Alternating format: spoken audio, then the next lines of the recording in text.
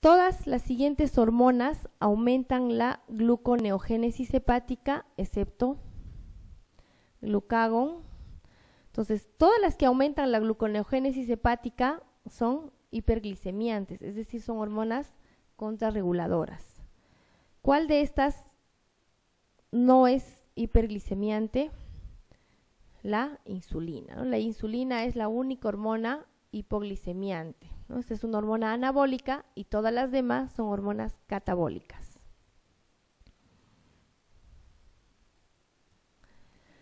La enzima 1-alfa hidroxilasa, que actúa sobre el 25-hidroxicolecalciferol para transformarlo en 1,21-dihidroxicolecalciferol, se encuentra en... Esta enzima se encuentra en el riñón. Para la formación de la vitamina D, necesita hidroxilarse sucesivamente, primero en el hígado, ¿no?, donde se convierte en 25-hidroxicolecalciferol, y después su segundo paso es a nivel renal, donde se convierte en la 1,25-dihidroxicolecalciferol, que es la vitamina D activa. Entonces la respuesta es en el riñón. Por eso es que en los pacientes con insuficiencia renal crónica o enfermedad renal crónica, ¿no?, esta enzima está deficiente, por lo tanto no hay vitamina D activa y los pacientes hacen hipocalcemia. En relación al metabolismo y funciones de la vitamina D, una de las siguientes respuestas es falsa. La vitamina D ingerida por vía oral es vitamina D2 o D3. Esto es verdadero. El riñón transforma la 25-hidroxicolecalciferol vitamina D en el principio activo 1,25-OH vitamina D. También es verdadero. La absorción de calcio en el intestino está facilitada por la 24,25-hidroxicolecalciferol vitamina D. Esto es falso.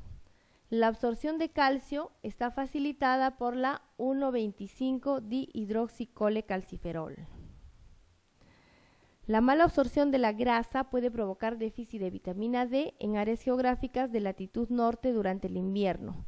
Se ha visto que en las poblaciones de Estados Unidos, en las épocas de invierno,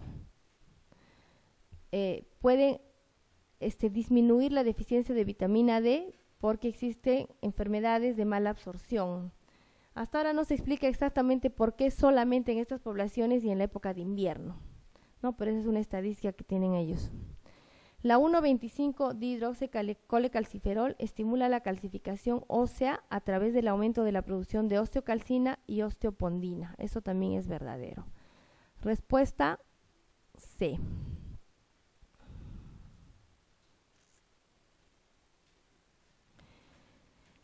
El metabolito activo más importante de la vitamina D es, bueno, esto ya lo hemos visto, es el 1,25-dihidroxicolecalciferol. De los hechos siguientes, ¿cuál no sucede durante el ayuno? Se agotan rápidamente las reservas de glucógeno del hígado. Aumenta la secreción de insulina por el páncreas. Los ácidos grasos del tejido adiposo son transformados en el hígado en glucosa. Los músculos suministran la mayor parte de glucosa necesaria para la actividad del cerebro y se reduce la concentración de glucosa en sangre. Entonces, durante el ayuno aumenta la secreción de glucagón y disminuye la secreción de insulina. Entonces la respuesta falsa es esta. En el ayuno, si en el ayuno comienza a disminuir la glucosa y el aumento de insulina, disminuiría mucho más, ¿no? Entonces la insulina está disminuida en el ayuno. Respuesta.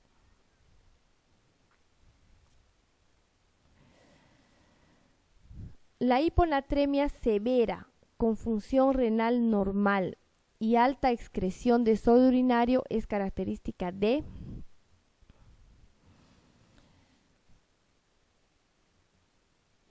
En la deshidratación, los niveles de sodio urinario están disminuidos porque como hay deshidratación, el riñón trata de ahorrar sodio. En la falla cardíaca con anasarca, también. En la enfermedad de Cushing, no hay alteración en el sodio renal, la secreción inapropiada de hormona antidiurética, o sea, el CIHAT, se caracteriza justamente por esto, ¿no? Porque hay hiponatremia, los riñones funcionan normalmente y se elimina paradójicamente alta cantidad de sodio por la orina. En el hiperaldosteronismo primario, ¿no?, hay hipernatremia. No es. Entonces la respuesta es secreción inapropiada de hormona antidiurética.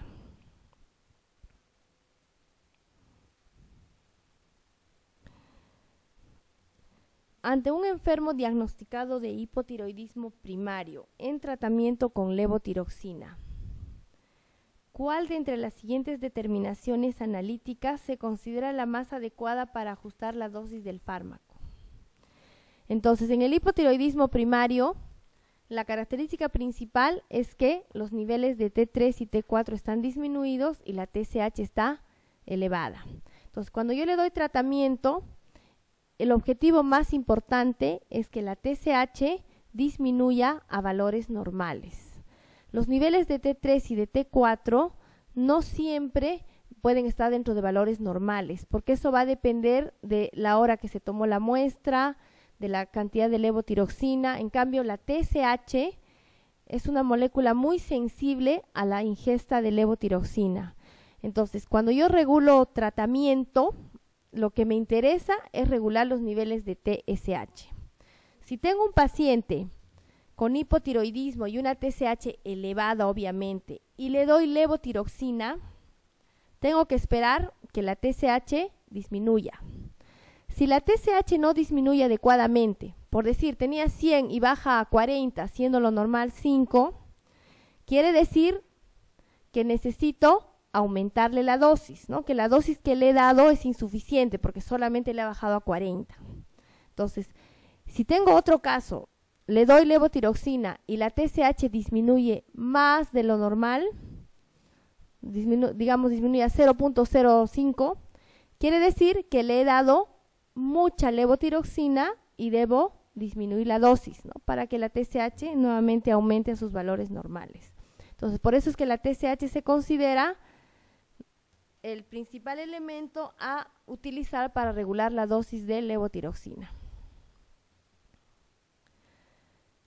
¿Cuál de los siguientes medicamentos no se suele utilizar en el tratamiento de una crisis tirotóxica?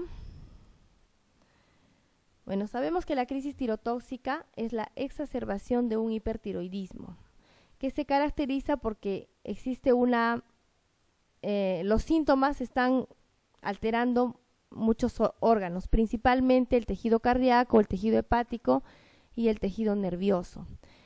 Entonces, necesito inmediatamente disminuir la concentración de hormonas tiroideas. Entonces, necesito utilizar fármacos que me disminuyan las hormonas tiroideas activas. La hormona tiroidea activa es la T3. Entonces, es urgente que yo al paciente le baje los niveles de T3. Tengo que utilizar medicamentos que disminuyan la conversión de T4 a T3, porque como sabemos, ¿no?, la T4 se convierte en T3. Dentro de esos fármacos tengo a estos. El propranolol, aparte de tener sus efectos sobre los síntomas adrenérgicos, también va a disminuir la concentración de T4 a T3.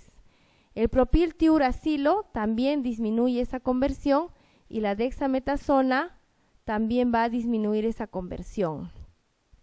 El yodo y los contrastes yodados no disminuyen la conversión, pero sí disminuyen rápidamente la liberación de hormonas tiroideas. El atenolol, que es un beta bloqueador, también se podría utilizar, pero no tiene la propiedad de disminuir la conversión de T4 a T3. Entonces, no es un medicamento utilizado en una crisis tirotóxica. Sí lo puedo utilizar en un hipertiroidismo común, pero no en esta situación.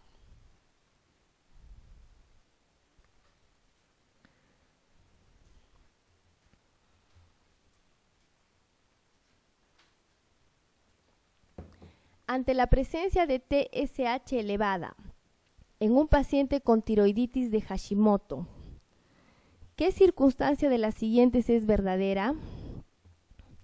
Entonces, tengo aumento de la TSH y la tiroiditis de Hashimoto se caracteriza porque los anticuerpos antitiroideos, anti-TPO, están elevados. ¿Qué significa esto? La presencia de un linfoma, ¿no? Coexistencia con una enfermedad de Graves. Con la enfermedad de Graves también aumentan los niveles de anticuerpos, pero la tiroiditis de Hashimoto es una enfermedad autoinmune, entonces también hay aumento de anticuerpos. Además, en la enfermedad de Graves la TSH está disminuida, no está elevada. Necesidad de administrarle levotiroxina. Entonces, sí, pues estoy frente a un hipotiroidismo, debo darle levotiroxina. Presencia de anemia perniciosa, no nos dice ningún dato de anemia perniciosa. Necesidad de tiroidectomía. No está indicada la tiroidectomía en una tiroiditis de Hashimoto. Entonces, la respuesta es que, independientemente de los niveles de TSH, basta que esté elevada, hay que administrar levotiroxina porque tiene tiroiditis de Hashimoto. Existen algunas situaciones de hipotiroidismo subclínico donde los niveles de TSH están elevados, pero la T4 está normal. En esas situaciones normalmente no se debe administrar levotiroxina si la TSH está menos de 10. Los valores normales de TSH son hasta 4.5. En ese rango de 4.5 a 10, hasta ahora existe una controversia si dar o no dar tratamiento. Pero si ese paciente tiene tiroiditis de Hashimoto, o sea, tiene anticuerpos positivos, de todas maneras hay que administrar levotiroxina.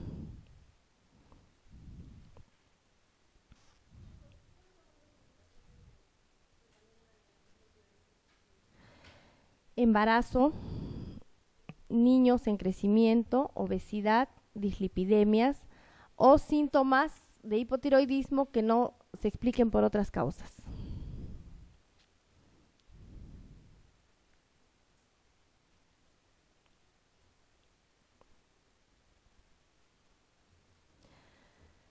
¿Cuál sería el diagnóstico más probable a considerar en una enferma de 24 años con ligero bocio difuso, elevación de la TSH 2 veces por encima de lo normal y T4 normal? Entonces, una mujer joven que tiene un tejido tiroideo aumentado en forma difusa, no hay nódulos y bioquímicamente cursa con hipotiroidismo subclínico, ¿no? Lo que les había mencionado, TSH elevada con T4 normal. ¿El diagnóstico es un bocio simple? No, porque ya tiene alteración de las hormonas tiroideas. Carcinoma de tiroides. Bueno, para hacer el diagnóstico de un carcinoma hay que hacer la biopsia y además esto cursa con un nódulo único, no es un bocio difuso. Enfermedad de Graves-Basedow. En la enfermedad de Graves la TSH está baja y la T4 elevada, no es. Tiroiditis subaguda de Kerr-Bain tampoco es, porque en la tiroiditis subaguda la principal característica es el dolor intenso que no nos mencionan y la tiroiditis de Hashimoto. Entonces, la tiroiditis de Hashimoto es la primera causa de hipotiroidismo primario caracterizado por aumento de anticuerpos, mujeres jóvenes y bocio difuso, que puede ser evidente o no, pero esas son las características de la tiroiditis de Hashimoto. Entonces, esta es la respuesta. ¿Cuál de las siguientes determinaciones es más útil para el diagnóstico inicial de hipotiroidismo primario?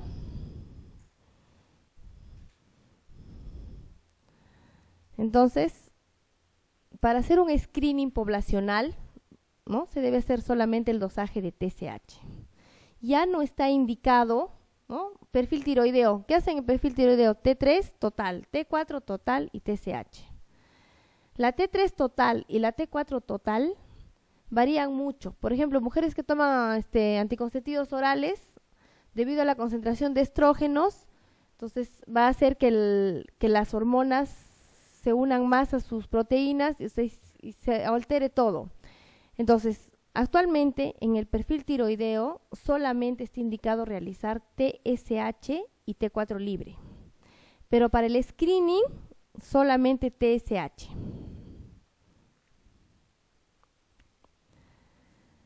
¿Cuál de las siguientes medidas terapéuticas no está indicada en el tratamiento de la hiperpotasemia. Entonces, la hiperpotasemia, cuando está por encima de 7, se considera una emergencia, ¿no? Entonces, existen diferentes alternativas. Se puede utilizar grandes dosis de insulina porque la insulina va a introducir el potasio a la célula, pero como produce hipoglicemia, obviamente tengo que administrarle con glucosa. Se puede utilizar bicarbonato sódico, gluconato de calcio, resinas de intercambio iónico, ¿no?, que van a eliminar el potasio por el riñón, pero el uso de glucocorticoides no está indicado en la hiperpotasemia.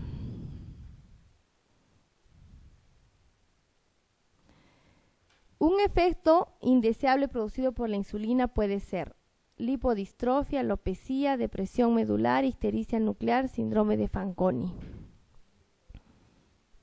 La insulina es uno de los fármacos con menos efectos colaterales. Realmente con las nuevas insulinas lo único que se describe es la lipodistrofia y la hipoglicemia. No produce alergias, ni menos alguna alteración a nivel medular, ni en ninguna de los órganos. Y la lipodistrofia solamente se va a presentar cuando el paciente se aplica en el mismo lugar siempre, ¿no? Por eso se recomienda siempre cuando se administra insulina rotar las zonas de inyección, ¿no? Un paciente diabético de 16 años acude a urgencias con un cuadro de cetoacidosis con una glicemia de 600 y un pH de 7.15. Las medidas terapéuticas incluyen la administración en perfusión intravenosa de insulina. ¿Cuál debe ser el criterio para suspender la perfusión? Entonces, en una cetoacidosis, ¿no?, hay que corregir obviamente la glucosa, hidratar al paciente y principalmente corregir la acidosis. A veces, ¿qué pasa? Llegamos a glucosa 250, le suspendemos la insulina y como el paciente sigue con cetoacidosis, nuevamente la glucosa le sube.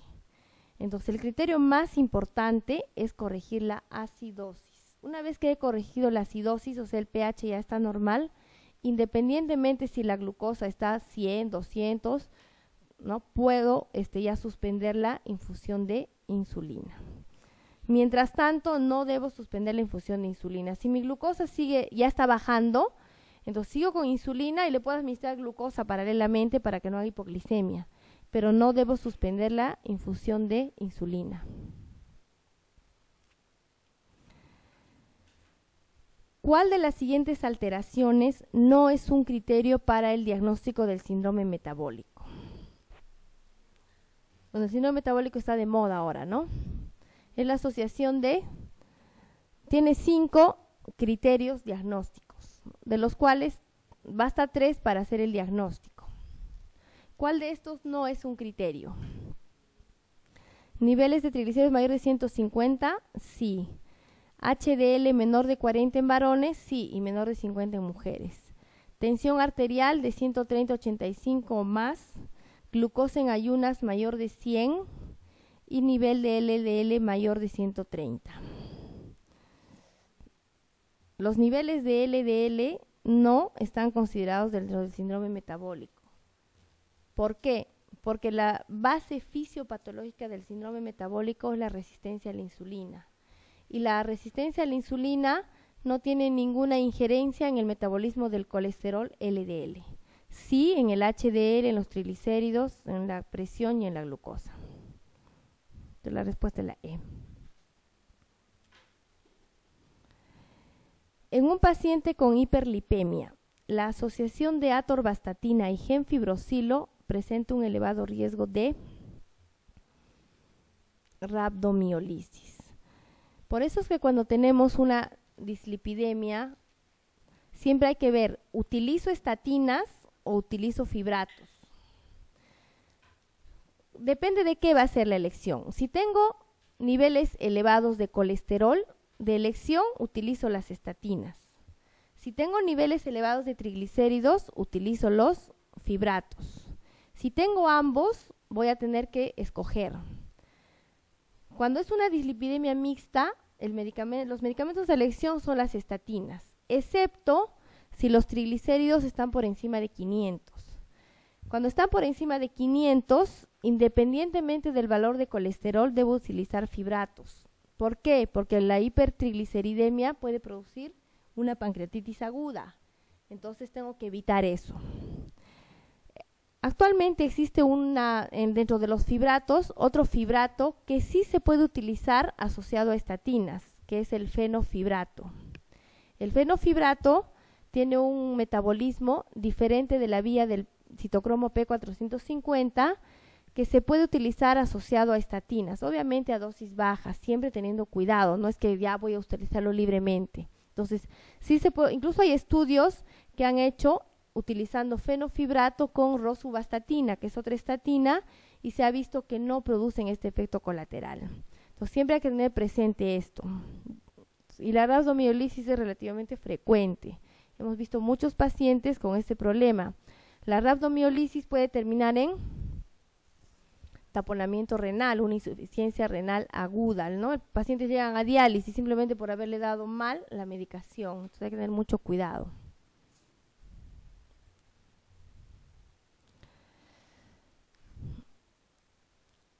Hombre de 45 años, no fumador, sin historia familiar de cardiopatía isquémica.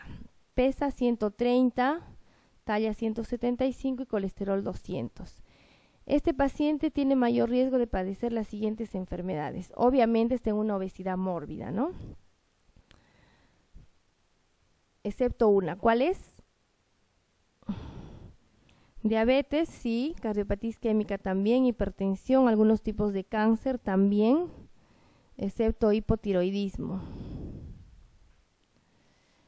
Ni la obesidad produce hipotiroidismo, ni el hipotiroidismo produce obesidad.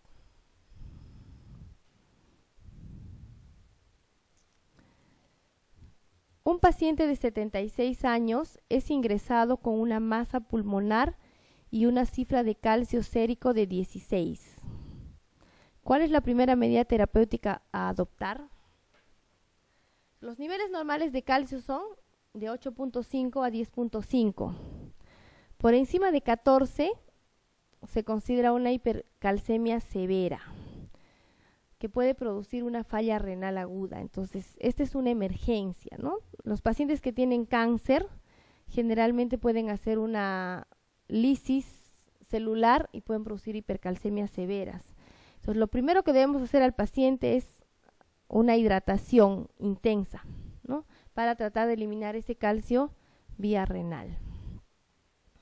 Posteriormente se pueden administrar los bifosfonatos. De elección en una hiperglicemia es el pamidronato, que es un potente hipocalcemiante. También se puede utilizar furosemida o calcitonina, pero la hidratación es lo más importante.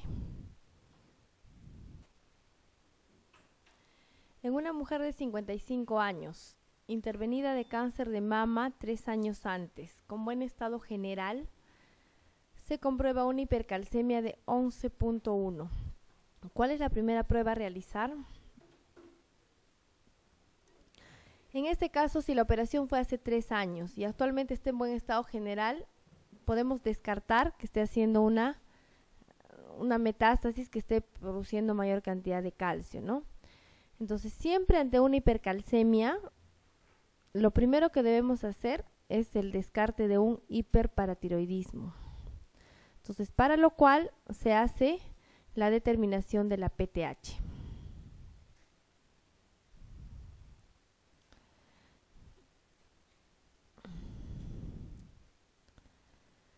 ¿Qué hallazgo de los siguientes esperaría encontrar en la bioquímica sanguínea de un paciente con hipoparatiroidismo secundario a cirugía de tiroides? Algunas veces, cuando se opera la tiroides, accidentalmente también se sacan las paratiroides, ¿no?